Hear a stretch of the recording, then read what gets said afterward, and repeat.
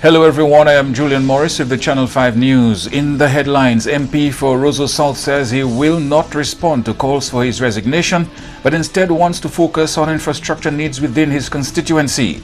CREED to roll out a first set of flagship projects by August 2019, and a French organization donates over $100,000 for roof repairs at the St. John's Primary School. The details coming up. Imagine you have Hollywood at your command. Introducing Flow Evil. Red cheese, gold rings, all black, everything creeping through the night. Anywhere you are. Big girls don't scream hard like Halloween, make me feel alive. There's a world of entertainment here, and you run the show. Flow Evil. Former Government Press Secretary Daryl Titt is leading a campaign to force Parliamentary Representative Joshua Francis to give up the Roseau South seat, a seat which he won at the last general election. A campaign is on in the Roseau South constituency, and its goal is to get Joshua Francis to resign. Red flags and posters along the streets tell part of the story. Channel 5 News spoke with one of the individuals behind the effort to pressure Joshua Francis to bow out as parliamentary representative. The people of Roseau South have decided enough is enough, and they no longer want Joshua Francis representing them. He has not been represented us in any way. He doesn't go to Parliament. He is more absent than present, and he clearly has some personal issues to deal with that warrants him to take a back seat and not be part of anything going on in Roseau South at this time. Joshua Francis has failed miserably as a parliamentary representative. Joshua Francis at this time needs to go to deal with his personal matters. I asked Mr. Titt why not wait for an election to determine whether or not the people are behind the man whom they chose over veteran Ambrose George in the 2014 election. Why should we wait for an election? People need representation now. He has to go now. The last sitting of Parliament last Monday, Joshua Francis came in at 10 o'clock, and at 10:23 he was out of the Parliament. That is not representation. The man comes to Parliament, registers his name, and he's so uncomfortable that by the time 10:30 does not take him in Parliament, and Parliament starts at 10. You see him running down Victoria Street towards the Fort Young area. He's so uncomfortable sitting in Parliament that he should do the right thing and just get out of Parliament. Go. The man has personal issues to deal with. He should go and deal with his personal issues and let the people of Roseau South determine their destiny. We cannot be held hostage by a man who clearly does not understand it, that he needs help, and he does need help. If you feel your parliamentary representative is not serving you, you cannot just get up in the morning and say you want your pal rep to resign. You must have good cause. Not seeing your pal rep is not the only cause. Joshua Francis is not only absent. One, he doesn't go to Parliament to represent the people. Okay? When last you heard Joshua Francis speak on anything? Okay? He makes some very strange statements on the radio, talking about necromancy, talking about calling God's name in some very, very, very bizarre ways. Okay? He talks about light and dark light and bright light and very incoherent speeches on the radio. Okay? You heard the press conference. You were at the press conference when he spoke about this thing involving. When have you ever heard someone discussing their divorce, calling their divorce a political divorce? Clearly, the man is incompetent. So when you talk about calling for a parliamentary representative to resign, you cannot have better reasons than this we have now. And whether or not you say this is setting a precedent, if it's setting a precedent where when parliamentary representatives are behaving in a bad way, then so be it. Mr. Titt was asked how he came to the conclusion that the constituents wanted Mr. Francis to resign.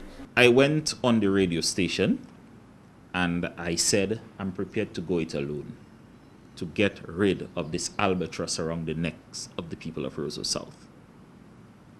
What happened? By the time I got off the radio, someone had already put posters together, printed on white paper, and had plastered the constituency. So when I thought I was going to go by myself to do this, and I was prepared to go by myself, the people have rallied to the call and will be taking this to a next level. We'll be going around the constituency, speaking to the people, telling them, and it's not just him going. It's him going and bringing a better alternative. The Labour Party presents a better alternative to the people. The people need representation. They need people who can go to Girardel and speak to the farmers up there, who will come down to Lubia and speak to the young people going to the state college, speak to the fishermen at Newtown to revive the fisheries complex, speak to the sportsmen to make Harlem one of the best sports clubs in Dominica again. We'll go to Kings Hill to fix the roads in Kings Hill. The school children in the constituency will be catered to. The people wanting to pursue studies overseas, whether they want to stay here or go to a university overseas, these are the people we'll be speaking to. The people in need of home repairs. The people who want to start their small business or develop their small business that's already existing. We'll tell them about plans to build the health center in Newtown, plans to make extra activities available to the school children at the Newtown Primary School, the best primary school in Dominica, the best physical structure for primary school in Dominica at this time. We'll tell them about modernizing the Girardel Primary School. We'll tell them about farm access to the farmers of Girardel. Okay? So it's not just get Joshua out, it's getting him out to put something better. Asked how long this Kick Joshua Out campaign is expected to last, Mr. Tate responded, as long as it takes. Meantime, the Honorable Joshua Francis was contacted on Wednesday and again on Thursday for his comment on the developments in his constituency, but he has declined to do so. But Joshua Francis has sent us a statement calling for urgent attention to be given to roads and other public infrastructure in the constituency as a matter of public safety. He says the near-total neglect of road repairs and general maintenance by the government has resulted in some major concerns at Castle Comfort, Fortney, Walhouse, Kings Hill, Girardel, Bobo and Egliston. He says while some work has taken place recently, the continued deplorable state of most streets at Kings Hill and Girardel to Roseau in both directions are posing a major hazard to motorists and pedestrians alike. He goes on to say the road from Egliston to Newtown, which has been undergoing rehabilitation, has seen work slow to a near halt in recent weeks. Francis is once again requesting that government allocate the much-needed resources of funds in order that this situation can be corrected in the public's interest. He also says he has written to the Minister for Public Works in a letter dated 21st January. The Climate Resilience Executing Agency of Dominica is hoping to roll out its first set of flagship projects by August 2019. Andrea Louis reports. CREED legislation was passed in December 2018 and CREED officials took up their duties in January. CEO of CREED says currently work is ongoing to build up the team and develop programs to help Dominica achieve its climate resilience goals. We are now going through 350 CVs. For those positions, we need to shortlist them, we need to start to do interviews, so that's probably 40 or 50 hours of interviews. It's all the mundane stuff. We need to buy some printers, that's kind of the operational kickoff. But in parallel, and this actually started in November when we got off the ground, starting to define and develop flagship projects is something that we'll focus on between now and April. At least the initial flagships that CREED will help to catalyze over the first year, because we need to stop doing thinking and start doing. Between April and July, and this is where I think that this entire period up until July, there's tremendous opportunity and need to engage with the private sector. We need to be detailing those flagship projects, right? Who's doing what? Could it be this company? Could it be that NGO? Could it be this government ministry? And then start to execute. Analyzing Dominica's gap to resilience, that work's actually already started, but we're hoping that by August, we'll have a full list of the types of things, and ideally a range dollar figure of what it will cost for Dominica to deliver. Badwell says identifying the gaps will help in achieving a resilient Dominica. There are a list of projects on the capital side, so the infrastructure side, which the government is delivering, which donors are delivering. There's health centers, there's roads, there's bridges, there's schools, there's all of that. But that's not the list of things we need to do to become resilient. That's just a list, which is a small part of a big list. of all the things that Dominica would need to do. The problem is that no one has defined the big list of everything that we need to do. So if we say that in order to become resilient, we need to be X, right? We need a list of interventions that will help us get there, and they need to be measurable. So that gap analysis, which we call the gap to resilience, has yet to be defined, and we need to do it very quickly. Otherwise, there's a risk that we go out and we tell the world, hey, Dominica's doing all of this stuff to become resilient, and everyone's like, bravo, so you're gonna get there, right? You have everything you need, and you're gonna say, no, we don't actually know what we need to get there. So we have to define that gap. Otherwise, people are going to say, you're doing everything, and here's a little bit more money to do a little bit more stuff. It's not a little bit of anything that we need to do. There's a lot of everything that we need to do, so we have to define that a lot of stuff. Creed's CEO says data is a necessity in developing effective projects which reach the intended population. Countries are better or worse on a number of dimensions, but for sure, public institutions in Dominica, and we've had this conversation with the donors, with the government, need to be strengthened from a basic perspective. Data. We cannot tell you right now how many people do not have a house. We cannot tell you right now how many people's houses are not resilient or not even safe to live in. We cannot tell you right now how many people are unemployed. So if you do not have that data, and you have no decision-making protocols for how you deal with that data, how are you going to make your country resilient? Badbill was speaking at the DAIC's Eggs and Issues breakfast, which was held under the theme, Creed and its Vision of a Resilient Dominica. Major work on 3 primary schools due to be completed within the next 2 months. That's according to Minister for Education Peter Saint-Jean. Saint-Jean says upgrade works are ongoing at several of the country's primary schools to help make them more climate resilient.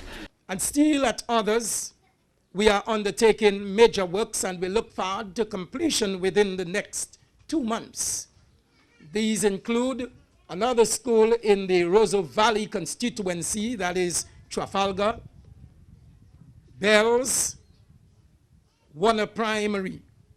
We also have major works ongoing, undercards for Maho. Works are currently ongoing at the old facility, which has been refurbished in Montjean, but that school is to be replaced with a brand new school. And also Grand Bay, Will Strathmore, and the Daly's Primary School. In December 2018, major works had started at the Salisbury Primary School and are continuing. Saint-Jean says the ministry is working to develop a resilient education sector, not just through more secure school buildings, but by incorporating climate resilience into the school culture. So over the past year, we took several measures to empower our students and teachers with the knowledge to play their part in increasing safety at our schools. I believe that this will ensure that they can play a key role in spreading the message and furthering the goals of this government to build resilience against the effects of climate change. And over $100,000 for post-Maria roof repairs at the St. John's Primary School in Portsmouth. The funds were donated by the French organization Secours Populaire Français. St. John's was affected by Hurricane Maria like all other schools across the island. 5 classrooms were completely uncovered, computer rooms significantly damaged due to a damaged roof. Furniture, school records, student material were all destroyed. Washway Douglas went searching for funds to help the school. He contacted the organization Secours Populaire Français. That organization promised to assist and has kept that promise by providing the funds to pay for roofing materials, which the school was allowed to take on credit. I first want to say thank you to Secours Populaire Français for making these funds available to St. John's School. After the hurricane, well-needed funds. As you know, it's a private school and the school always have to struggle to get funds to do their repair. We want to say thank you very much for that gesture and to ask them to keep St. George's School on their donation list for the future. So I'm very kind of happy that we were able to assist the school. Today, we will pay the school something like $102,000 for the roof, for the material on the roof. Okay? You are watching Channel 5 News. We'll have more after the break. There are signs everywhere. Pay attention whether you're male or female. Visit your health center to get screened. It's a preliminary test to determine if you are exposed to the HIV virus, an STI, or tuberculosis. Some people who are HIV positive also have tuberculosis. But there's hope. Tuberculosis can be cured. And yes, you can live a full life with HIV. Talk to your doctor. Be responsible. Help stop the spread of TB, HIV. Encourage everyone to get tested.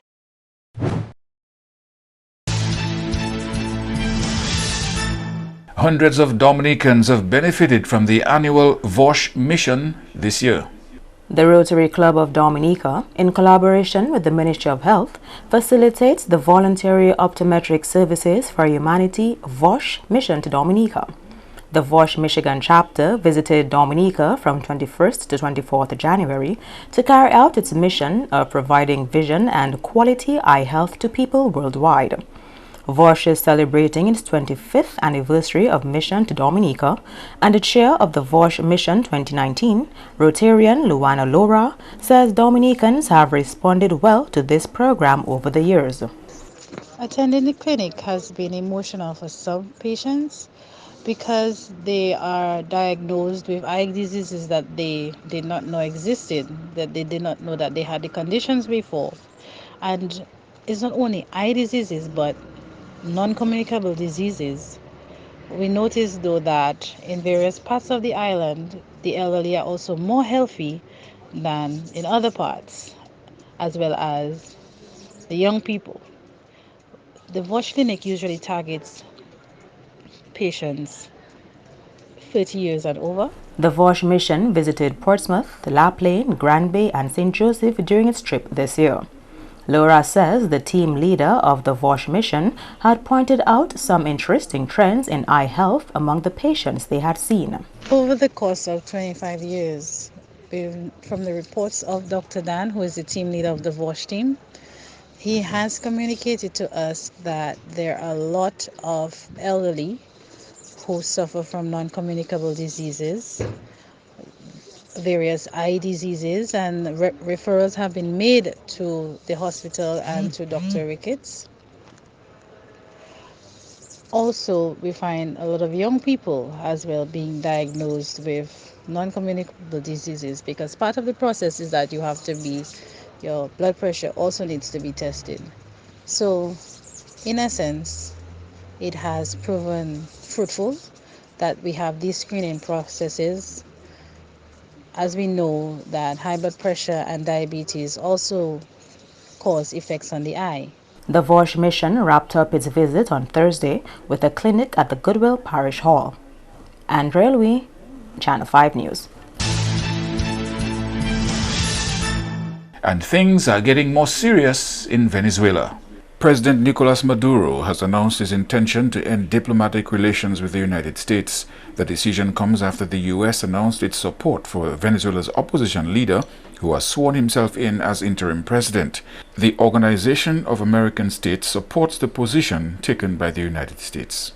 Earlier today, the President of the National Assembly here in Caracas, the President of Parliament, the President of Congress of Venezuela, swore himself in as an interim president with the support of the United States of America and of many other countries around the world, including Canada, Paraguay.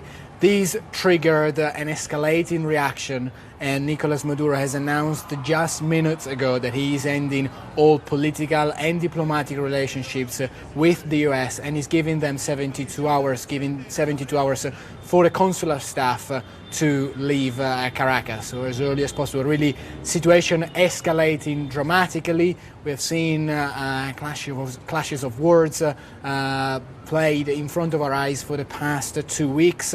the Vice President of the United States, Mike Pence, spoke with Juan Guaido, the President of the Venezuelan National Assembly here, to reiterate his support, to say that the United States are on the side of the anti-Maduro opposition here.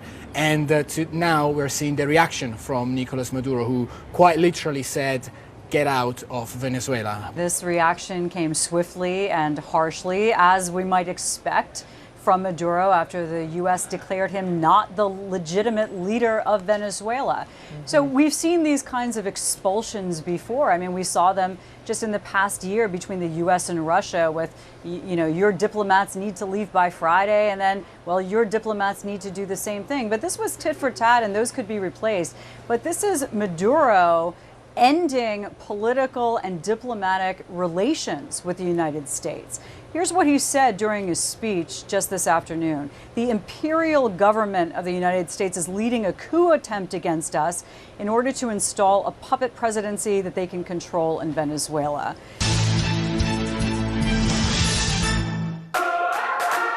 Imagine you have Hollywood at your command. Introducing Flow Evil.